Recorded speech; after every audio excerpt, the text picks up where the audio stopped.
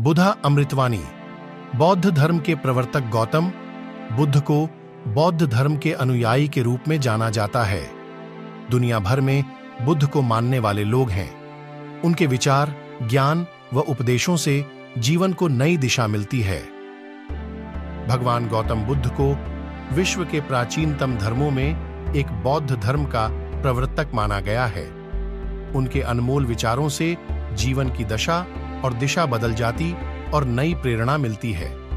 लोग उनके उपदेशों और विचारों को ग्रहण कर उसका पालन करते हैं। लेकिन गौतम बुद्ध के कई विचारों में एक है 4 पति पत्नी होने से जुड़े विचार, जिसे जानकर आप चकित रह जाएंगे। गौतम बुद्ध के अनुसार हर पुरुष की 4 पत्नियां और हर स्त्री के 4 पति होने चाहिए। लेकिन आखिर उन्होंने ऐसा क्यों कहा और इसके पीछे का कारण क्या है, इसका जवाब आपको इस कहानी में मिलेगा। इसलिए कहानी में आप लोग आखिरी समय तक बने रहे, नहीं तो कहानी समझ में नहीं आएगी। गौतम बुद्ध द्वारा सुनाई कहानी। एक व्यक्ति की 4 पत्नियां थीं। उस दौर में पुरुषों को एक से अधिक पत्नियां रखने का अधिकार प्राप्त था। व्यक्ति का जीवन अपनी पत्नियों के साथ अच्छा चल रहा था। लेकिन कुछ समय बाद व्यक्ति शारीरिक परेशानियों से घिर गया और काफी बीमार पड़ गया। बीमारी इतनी जटिल थी कि ठीक होने के बजाय दिन पर दिन स्थिति खराब होती जा रही थी। अपनी हालत देख व्यक्ति को यह समझ आ गया था कि उसकी मृत्यु का समय नजदीक है। इसे लेकर वह उदास रहने लगा। पहली पत्नी का जवाब। एक दिन उसने पहली पत्नी से कहा, प्रिय, मेरी मृत्यु नजदीक है। मैं जल्द ही अपने शरीर का त्याग कर संसार से मुक्त हो जाऊंगा। लेकिन मैं अकेले नहीं जाना चाहता हूं। मैंने हमेशा तुमसे प्रेम किया और आज भी करता हूं। क्या तुम मेरे मृत्यु के बाद मेरे साथ चलोगी? यह सुनते ही पत्नी खामोश हो गई और अंत में उसने हिम्मत जुटाते हुए पति से कहा, स्वामी, मैं जानती हूं कि आप मुझसे बहुत प्रेम करते हैं और मैं भी आपसे उतना ही प्रेम करती हूं। लेकिन आपकी मृत्यु के साथ हमारे अलग होने का भी समय आ गया। यह कहते हुए पहली पत्नी ने मृत्यु के बाद उसके साथ चलने से इनकार कर दिया। दूसरी पत्नी का जवाब। इसके बाद व्यक्ति अपनी दूसरी पत्नी के पास जाकर उससे भी यही प्रश्न पूछते हुए कहता है, क्या तुम मृत्यु के बाद मेरे साथ चलोगी? जवाब में दूसरी पत्नी कहती है, जब आपकी पहली पत्नी ने ही आपके साथ जाने से इनकार कर दिया तो मैं आपके साथ कैसे जा सकती हूं? यह कहते हुए वह भी उसके पास से चली जाती है। तीसरी पत्नी का जवाब।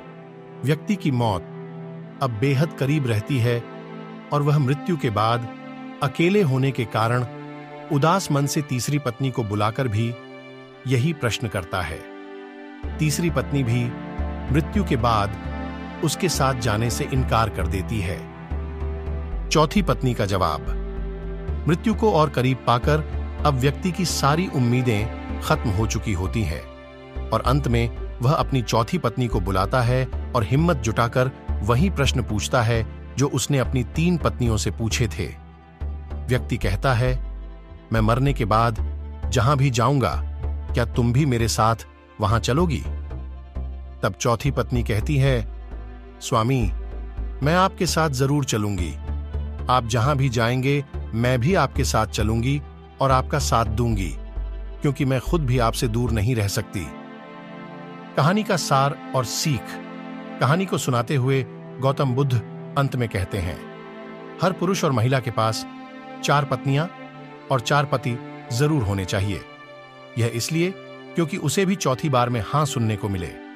हालांकि कहानी में बताए 4 पति और पत्नी का तात्पर्य यहां गौतम बुद्ध ने जीवन के पहलू को बताया है।